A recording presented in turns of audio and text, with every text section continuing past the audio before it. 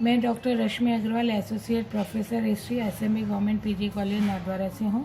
हम first year का second paper history of India का अध्ययन कर रहे हैं, जिसका कालखंड 1000 से 1707 ईस्वी के मध्य का है। अभी ये जो मेरा वीडियो डलेगा आपके अध्ययन के लिए, उससे पूर्व महमूद गजनवी के आक्रमणों को लेकर मैं 4 वीडियो अध्ययन के लिए आपके लिए डाल चुकी हूँ।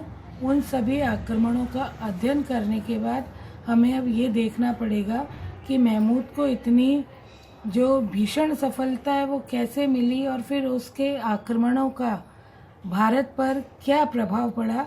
इसका अध्ययन हम अपने इस वर्तमान वीडियो में करेंगे। एक तरह से अपने अध्ययन को हम आगे बढ़ा रहे हैं। महमूद गजनवी की आक्रमणों में सफलता के कारण। अपने भारतीय आक्रमणों में महमूद को अप्रत्याशित सफलता मिली थी, ये हमको दिख ही रहा है उसमें। महमूद की इस अनवरत सफलता के लिए कई कारण थे, जो मैं अब एक एक करके आपको बता रही हूँ। कुछ धार्मिक थे, कोई राजनीतिक था, कोई उसके व्यक्तित्व के गुण ऐसे थे, कुछ भारत की स्थिति ऐसी थी जो उन आक्रमणों के लिए जिम्मेदार भी मानी जा सकती थी। तो महमूद की सफलता के लिए पहला कारण भारत की दयनीय राजनीतिक स्थिति।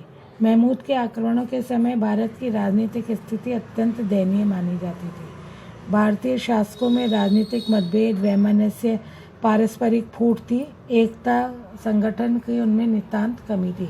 अतः भारतीय शासक पर महमूद के आक्रमणों के समय संगठित होकर शत्रु सेना को परास्त करने की जो एक गुण होना चाहिए था, वो हमें नहीं था, जिसके कारण महमूद उत्तरोत्तर सफल होता चला गया अपने आक्रमणों में।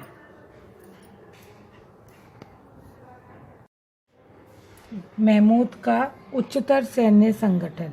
महमूद की सेना भारतीय सैनिकों की अपेक्षा अधिक संगठित लग रही थी। सेना में अश्वारोहियों की प्रधानता थी। उसके सैनिक नए अस्त्र शस्त्रों से सुसज्जित थे और वे द्रुत गति से शत्रु सेना पर आक्रमण करते थे। महमूद अपेक्षाकृत कुशल सेनानी और वीर योद्धा भी था। उसमें सेना को समुचित ढंग से संगठित करने और युद्ध अच्छे ढंग से संचालित करने की विशेष प्रतिभा थी। वह शत्रु की दुर्बलता से सदा ही लाभ उठाने की ताक में लगा रहता था। उसकी रणनीति और रणविधि भी प्रशंसनीय थी।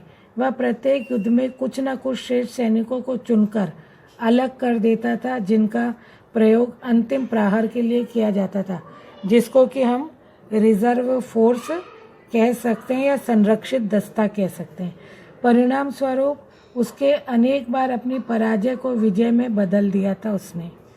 भयंकर युद्ध के समय वह ऐसी रणनीति का उपयोग करता था जिसके अनुसार उसकी सेना विविध वर्गों और टुकड़ों में विभक्त होकर बारी बारी से शत्रु सेना पर प्रहार करती थी। दूसरी ओर हिंदू सैनिक लगातार लड़ते लड़ते क्लांत और अधीर हो जाया करते थे। आवश्यकता पड़ने पर महमूद अपने निर्भीक कार्यों और ओजस्वी भाषणों के द्वारा अपनी सेना के मनोबल को बढ़ाता रहता था। उसने प्रतिकूल परिस्थितियों और संकट की स्थिति में भी अपने धैर्य एवं साहस को नहीं छोड़ा था।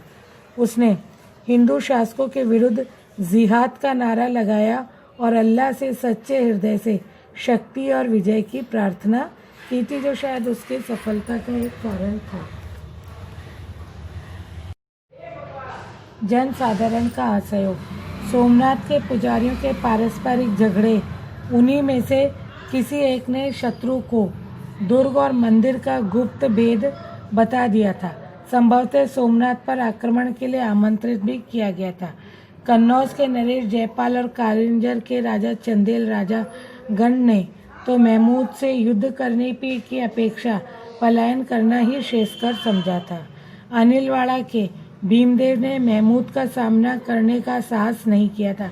कुछ शासकों और राजाओं ने महमूद का विरोध किया, लेकिन जब उन्हें उनकी वास्तविक शक्ति का पता चल गया तो उन्होंने विनयपूर्वक महमूद से संधि कर ली और इसमें कोई जन साधारण का सहयोग भी इन हिंदू राजाओं को नहीं मिला और वार्षिक कर देने का भी वचन दे दिया था महमूद को।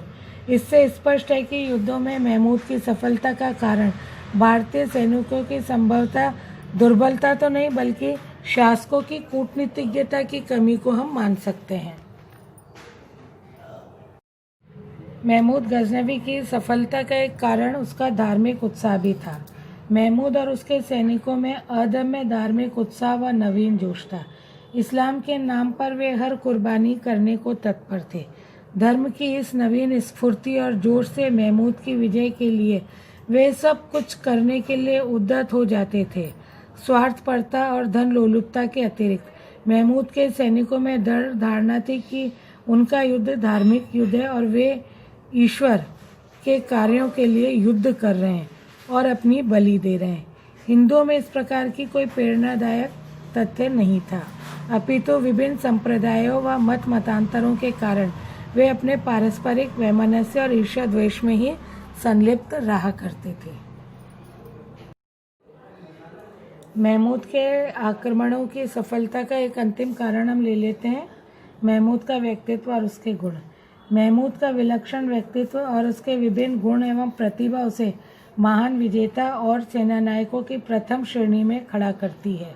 उसमें साहस, शौर्य, वीरता, निर्भीकता, आत्मविश्वास, ईश्वर में विश्वास, कुशल सेनापतित्व, मनुष्य की परख, शत्रु की स्थिति और दुर्बलताओं का अध्ययन करने तथा उसके अनुसार अपनी रणनीति में परिवर्तन करना और श्रद्धा प्राप्त करने की क्षमता रखना आदि गुण थे, जिनके समन्वय से भारत में उसकी राजनीतिक सफलता सुगम हो गई थी और महमूद को उत्तरोत्तर अपने आक्रमणों में सफलता ही मिल रही थी।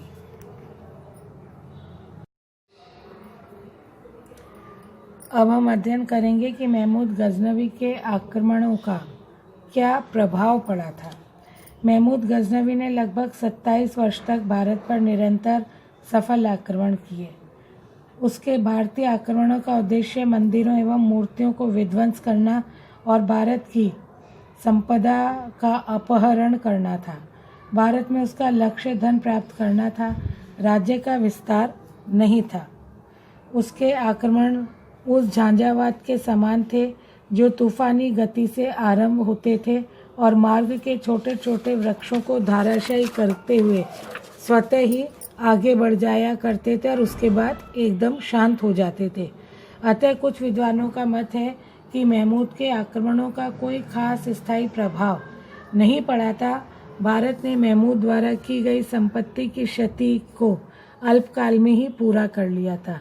कुछ स्थानों पर उसके आक्रमणों का प्रभाव जल्द ही नष्ट हो गया था और भविष्य में लगभग 200 वर्षों तक राजपूत शासक संपूर्ण उत्तरी भारत की राजनीति में महत्वपूर्ण बने रहे थे और शासन करते रहे थे।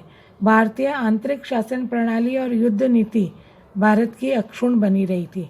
इस प्रकार महमूद का आक्रमण भारतीय इतिहास में केवल एक घटना मात्र माना जा सकता है। यद्यपि इस मत में सत्यता का अंश है, फिर भी ऐसा नहीं कहा जा सकता है महमूद के भारतीय आक्रमण प्रभाव शून्य थे। उसके आक्रमणों के कुछ प्रभाव या परिणाम अवश्य आए थे, जिसको कि अब मैं आपको एक एक करके बता रही हूँ। आक्रमण, महमूद गजनवी के आक्रमणों का जो सबसे पहला एक जो महत्वपूर्ण परिणाम आया था वह आया था सीमांत क्षेत्र के जो पंजाब और मुल्तान थे राज्य थे, उनको गजनी साम्राज्य का विस्तार वहां तक हो गया था। यद्यपि महमूद का उद्देश्य भारत में साम्राज्य विस्तार नहीं था, फिर भी उसके आक्रमणों के कारण भारत का उत्तर पश्चिमी सीमांत क्षेत्र जो पंजाब, सिंध और मुल्तान गजनी के साम्राज्य में आत्मसात कर लिए गए थे, सम्मिलित कर लिए गए थे। इस क्षेत्र के अनेक तुर्क बस्तियों की स्थापना कर दी गई थी। बड़ी मात्रा में यहाँ से तुर्क विद्यार्थी, धर्म प्रचारक, व्यापारी आदि भारत के भीतरी प्रदेशों में आने जाने लगे थे। कुछ तो आकर यहाँ बस ही गए थे। ये क्षेत्र पुनः स्वतंत्र न हो सके और सदियों तक इस पर मुसलमानों का प्रभुत्व बना रहे, ये प्रयास किया गया था। इन्हीं क्षेत्रों को आधार जानकर तुर्कों ने, पठानों ने, मंगोलों ने और मुगलों ने भविष्य में उत्तरी भारत पर अपना प्रभुत्व स्थापित कर लिया था। फिर इसके अलावा भारतीय सैन्य शक्ति का कहीं कहीं कमज़ोर होना। महमूद के आक्रमण से भारतीय सैन्य शक्ति और राजनीति पर गहरा आघात हुआ था। इन आक्रमणों के चलते अनेक भारतीय राजवंशों का अंत हो गया था और कुछ तो सदा के लिए ही दुर्बल हो गए थे। आक्रमणों और युद्धों में लाखों भारतीय सैनिकों की जान चली गई थी। अनेकों को पकड़कर तुर्कों ने अपना दास बना लिया था। सैनिकों की स्त्रियों और बच्चों को या तो मृत्यु हो गई थी या उनको दास ही बना लिया गया था। इस प्रकार भारत की सैन्य शक्ति पर थोड़ी बहुत आंच जरूर आई थी। युद्ध में भारतीय शासकों की पराजय ने विदेशियों को भारतीय नरेशों के पारस्परिक फूट, उनके बीच एकता के अभाव, संगठन का अभाव, आपसी वैमनस्य, रणनीति और सैन्य अकुशलता जैसे दोषों का ज्ञान भी करा दिया था। ये समस्त राजनीतिक, सैनिक, सामाजिक तथा अन्य दुर्बलताएं भारत के भावी मुस्लिम आक्रमणकारियों के लिए शायद प्रेरणादायक साबित हो रही थी और अंत में भारत में मुस्लिम सत्ता की स्थापना हो ही गई थी। भारत पर महमूद गजनवी के आक्रमणों के परिणाम में एक अन्य परिणाम हम और ले लेते हैं, वह है भारत के अपार धन की क्षति। महमूद का प्रधान उद्देश्य भारत की संपत्ति का अपहरण करना था। इन आक्रमणों के पूर्व भारत धन धान्य से परिपूर्ण था। वह सोने की चिड़िया के नाम से विख्यात था। राजकोष और मठ मंदिर में सदियों से अपार धन संपत्ति, रतन राशि, सोने चांदी संग्रहित होता आ रहा था। महमूद ने इस विपुल संपदा का अपहरण कर भारत को श्रीहीन कर दिया था।